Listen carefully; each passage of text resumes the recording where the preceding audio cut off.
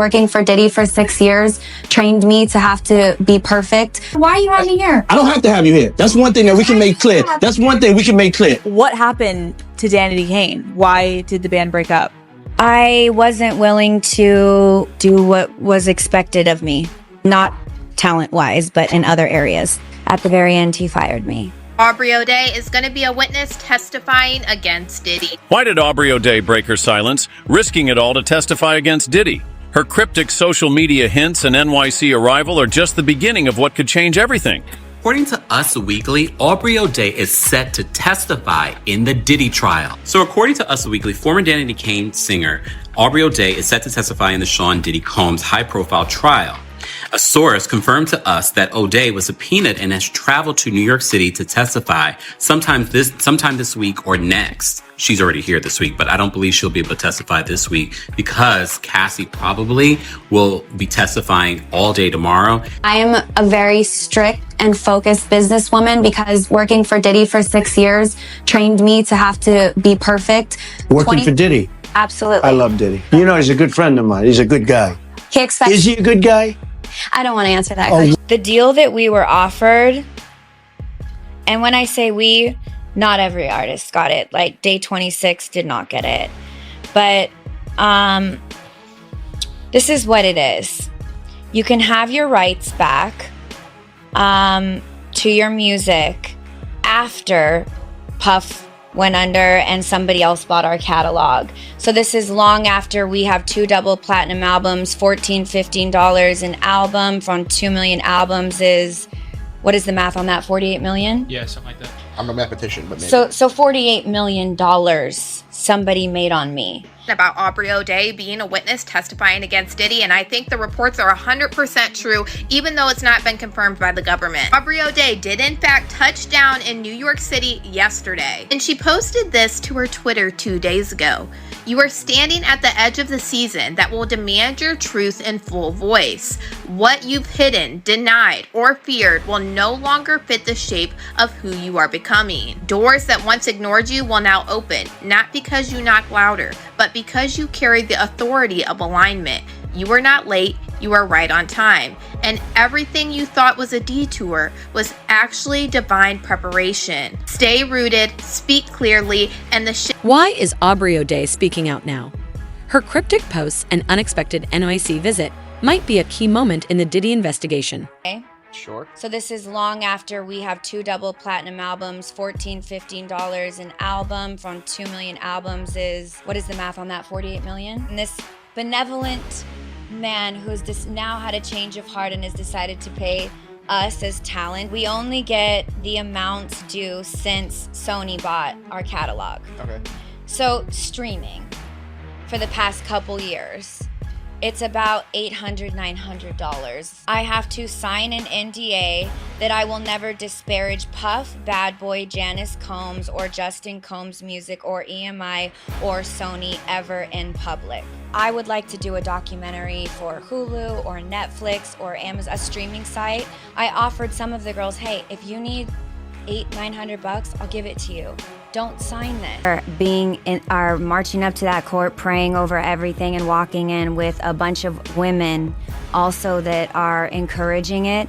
I don't know any father that would want their children to sit through testimony about how much their daddy liked to watch people start shaping multiple different charges that Diddy is being accused of. And not only that, they are going to corroborate what Cassie Ventura is saying because things that they witnessed firsthand being around Cassie. She also alleged that Diddy had a very demeaning behavior towards them and made it very toxic, and that also plays a part into the force.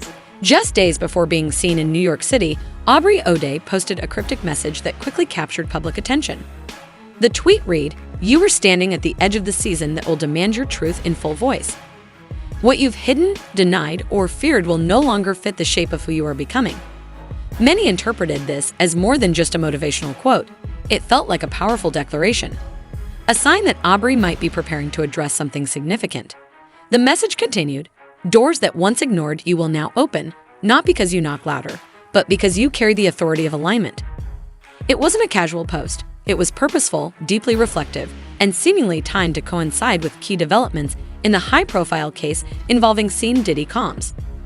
Aubrey's arrival in New York City has added further intrigue. Known for her role in Danity Kane, a group formed under Diddy's management, she experienced firsthand the pressures and complexities of working in the music industry during a transformative era. Over the years, she has spoken candidly about the strict environment she navigated, one where creative expression often took a backseat to control. Her unique insight places her in a rare position. Few people were as closely connected to the inner workings of Diddy's business world. Now, the timing of her appearance in New York, aligning with the first week of the trial, has sparked questions. Is she involved in the legal proceedings? Could she be holding key information? Her name has surfaced in connection with pivotal allegations, particularly those linked to singer Cassie Ventura. For a long time, there have been accusations that Diddy maintained tight control over his image and influence, often discouraging public dissent. But Aubrey appears to be taking a different approach. Whether through her online messages or possible courtroom involvement, she's signaling a shift, one that challenges long-standing norms of silence in the entertainment world. This moment is about more than revisiting the past. It represents a broader call for transparency and change. Aubrey's willingness to speak up could empower others to do the same. So the question remains, what is Aubrey O'Day ready to share? If her tweet is any indication, she may be prepared to speak with clarity and purpose. Her voice could bring forward details that not only impact the case, but help reshape the conversation around accountability in the industry. And she's not alone. Another prominent figure, Dawn Richard, is also expected to step into the spotlight. Her story may add further depth to an already complex and evolving narrative. In the next segment, we'll explore Dawn Richard's role and how her perspective could influence the future of this case. Obviously, a very strong play for the defense. The jury is seeing them in there. What kids would sit there through this if they didn't love their daddy and this was not true? I don't think they probably like to hear that either. It's telling to me. It means that daddy's being selfish and he needs, in my opinion, it feels like daddy needs you in court because daddy needs all the optics to look in his favor, and I don't really care what you have to sit through. Aubrey O'Day is sharing more thoughts on the Diddy trial. During the premiere podcast episode of Amy Robach and TJ Holmes Present, Aubrey O'Day, covering the Diddy trial, released May 16th. The singer gives her opinion on why Sean Diddy Combs' kids are It's nerve-wracking, but she's ready. She's not going to back down. She wants justice for everyone, the insider said, hinting that O'Day has a project in the works that will be all about the Diddy trial. And Aubrey has also confirmed that she's here in New York City via her Instagram. Here's the other aspect of this. I don't know if you guys saw the Diddy documentary on Max. D Woods actually shared some interesting details about Diddy and Aubrey's relationship, highlighting a time where Diddy pursued Aubrey. Aubrey has alluded, but she's never said any specifics. That was the first time that I heard specifics in that documentary on Max. We know that they can corroborate the violence against Cassie Ventura because Dawn Richard said that she saw this several different times, and that plays a part into the trafficking charge, force, fraud, or coercion of Cassie Ventura. But they also play in a big part in the racketeering conspiracy charge. As you can see in the RICO charge, one of Diddy's charges that falls under this big RICO charge with all of these criminal charges underneath of it is forced labor. And in Dawn Richard's lawsuit, she alleged forced labor of her and all of her Danity Kane bandmates. She said that they were forced to work long hours, between 36 to 48 hours, without breaks. It's hard to imagine any parent feeling at ease as their children walk into a courtroom, surrounded by onlookers, only to hear deeply personal and difficult testimony unfold. The thought of young minds being exposed to such sensitive matters is both emotional and profoundly unsettling. Also help victim number 4, who we know is using a pseudonym. And that's because Diddy is being charged with forced labor on victim number 4. And we found out in the opening statements that victim number 4 is an ex-personal assistant of Diddy. A lot of people were thinking that this could be Aubrey O'Day, but based off what we learned already, it's not. But her testimony is going to play a huge part for victim number 4. So not only can they corroborate the violence toward Cassie Ventura, which is a part of her trafficking charge, they can also prove the forced labor charge that falls under the racketeering conspiracy charge, and also help victim number 4, who is an employee of Diddy, who also alleges forced labor. And I'm sure in their testimonies, we're gonna get even more context that we probably never even heard about. But either way, Aubrey O'Day and Dawn Richard's testimonies are going to be huge pieces against Diddy. Dawn Richard's testimony has become one of the most powerful moments in the ongoing trial. As new lawsuits and allegations continue to emerge against scene Diddy comms, her words bring forward rare, first-hand insight that could significantly influence the case. A central figure in this legal battle, Richard has filed a lawsuit that outlines serious claims, including manipulation, mistreatment, and abuse of power. What makes her account especially important is that she isn't relying on secondhand information. She alleges that she personally witnessed troubling incidents, including physical altercations between Diddy and Cassie Ventura. These are not distant observations. They are first-hand accounts that could provide vital support to Cassie's claims. This could be a pivotal moment. While Cassie's allegations have already drawn widespread attention, Richard's statements offer corroboration that may strengthen the overall case. Having someone so closely involved echo these concerns lends credibility and weight, potentially shaping how the court and the public view the broader pattern of behavior. But Richard's claims go further. Her lawsuit offers a behind-the-scenes look at life within Diddy's inner circle, describing extreme working conditions, including marathon studio sessions that stretched 36 to 48 hours without proper breaks, food, or rest. According to Richard, this was not an occasional occurrence, but a consistent, demanding routine that fostered a high-pressure, unhealthy environment. She also accuses Diddy of using demeaning tactics and emotionally manipulative behavior to maintain control, often at the expense of those closest to him, including members of Danity Kane. These actions, she claims, went beyond professional boundaries, raising serious questions about workplace conditions, mental health, and exploitation in the entertainment industry. The implications are profound. Richard's decision to come forward, especially against a figure as influential as Diddy, underscores the gravity of the moment. Speaking out in an industry where silence is often the safer path is no small act. Her testimony appears to reflect not only a legal response, but a personal effort to reclaim her narrative after years of internal struggle. Her claims directly relate to key accusations in the case, including those of forced labor and racketeering. More importantly, her account aligns with the testimonies of others, helping to build a picture of what prosecutors allege was a broader pattern of control and misconduct. Richard's words may be the connecting thread that ties multiple narratives into a cohesive, compelling argument. Now, attention turns to Diddy's legal team. How will they respond? Will they attempt to discredit her or question her motives? Regardless of their strategy, pushing back against her credibility won't be easy. Her testimony adds to a growing body of evidence that is becoming increasingly difficult to ignore. Aubrey O'Day may have sparked renewed interest with her cryptic posts and visible presence at the trial, but Dawn Richard has gone a step further, providing the kind of detailed, behind-the-scenes testimony that could shift the direction of the case entirely. Together, their voices are forming a larger narrative, one that suggests these experiences may not be isolated incidents, but part of a deeper, systemic issue within the industry. If Richard's claims hold up under scrutiny, they could pose a significant challenge to Diddy's defense. This case is no longer just about individual experiences. It's about confronting a culture of silence, power, and control in the music business. And as more voices emerge, it's clear that this could be the start of a much larger reckoning. Grueling days on the stand. The defense hit her hard during cross-examination, asking her about a stint in rehab for PTSD, a rape allegation, and asking her to read explicit text messages from over the past 15 years. Richard accused Combs of sexual harassment, gender discrimination, and a hostile work environment by being exposed to sex trafficking and sex acts. She also alleged that she was a victim of false imprisonment. In her suit, Richards stated she was seeking compensatory and punitive damages, as well as other costs for post-traumatic stress, anxiety, and emotional suffering, and financial losses she suffered as a result of Combs' alleged behavior.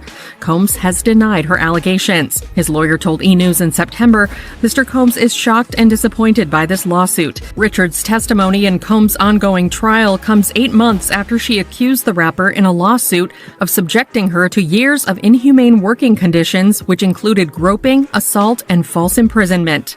The lawsuit, filed in September, obtained by E! News, stated, Mr. Combs frequently held meetings with Ms. Richard wearing only his underwear, despite Ms. Richards' protests and repeated requests for him to put on clothing. In her filing, the 41-year-old also alleged that Combs ordered her to strip down to her underwear, made demeaning remarks about her body, and entered her dressing room unannounced while she was unclothed, and touched her without her permission under the guise of Forced labor allegations against scene Diddy Combs have unveiled what many now describe as the harsh, hidden reality behind the scenes of his music empire. According to powerful testimony from artist and former Danity Kane member Don Richard, working under his leadership was far from the glamorous life often portrayed publicly. Instead, she describes it as a relentless, dehumanizing experience. Her lawsuit outlines extreme working conditions, including stretches of 36 to 48 hours without rest, meals, or even basic breaks. This wasn't the occasional late night in the studio. According to Richard, it was a routine occurrence. The pressure, she says, was constant. Physical and mental well-being were secondary to production demands, if they were considered at all. This wasn't just a toxic environment, it was systemic. Richard's experience is not isolated. Her claims are supported by others, including a former personal assistant identified in court filings as victim number 4, who recounted similar treatment. Together, these testimonies describe a workplace culture where basic human needs were neglected and high-pressure schedules were standard practice. Beyond the grueling hours, Richard's testimony highlights the emotional and psychological toll that working in Diddy's inner circle allegedly inflicted. She details a pattern of sharp verbal criticism and demeaning treatment, not as rare lapses in judgment, but as deliberate tools of control. According to her, working closely with Diddy didn't come with recognition or reward. It came with exhaustion, fear, and a loss of personal agency. But these allegations go deeper than poor working conditions. Richard's lawsuit paints a broader picture of a system rooted in intimidation and emotional manipulation, a dynamic that reinforced silence. Verbal aggression, she claims, wasn't just about exerting authority, it was a constant reminder of who held the power. In such an environment, speaking out felt dangerous. Retaliation, she suggests, was always a possibility. That's what makes her testimony so significant. It doesn't stand alone. It reflects a pattern. Her claims mirror those made by Cassie Ventura, who has also spoken out about sustained emotional and physical mistreatment. In this context, forced labor isn't just about demanding schedules. It's about stripping individuals of autonomy, leaving them feeling as though they had no choice but to endure. What's especially troubling is how normalized this environment appears to have been. The conditions Richard describes were not seen as exceptions, but as expected. Sleep deprivation, emotional strain, and fear-based control reportedly became standard operating procedures. That normalization is central to understanding the seriousness of the allegations. It points not to occasional misconduct, but to an entrenched system where harmful practices became routine. By connecting these claims to broader legal charges, including racketeering and conspiracy, Richard is helping the court and the public see the full scope of what's being alleged. Her testimony moves beyond personal grievance to expose a deeper structure of power, compliance, and silence. In doing so, she has opened the door for a wider conversation, not only about Diddy's actions, but about the systems that enabled them. For years, many of those within Diddy's orbit remained silent, whether because of non-disclosure agreements, fear of retaliation, or the sheer weight of his influence in the industry. Richard's decision to speak, and the clarity with which she has done so, could empower others to share their stories. This isn't just about one person's alleged misconduct, it's about an ecosystem that protected it. If her words resonate with the jury and the public, the impact could be far-reaching. This trial has evolved from a legal proceeding into a broader moment of reckoning. It's about dismantling a carefully crafted public image and, more importantly, giving voice to those who felt silenced for far too long. And the question now becomes, who will speak next? Don Richard's testimony may be the beginning of a larger movement. As more voices step forward, this trial is becoming about more than past harm. It's about creating space for truth, accountability, and meaningful change.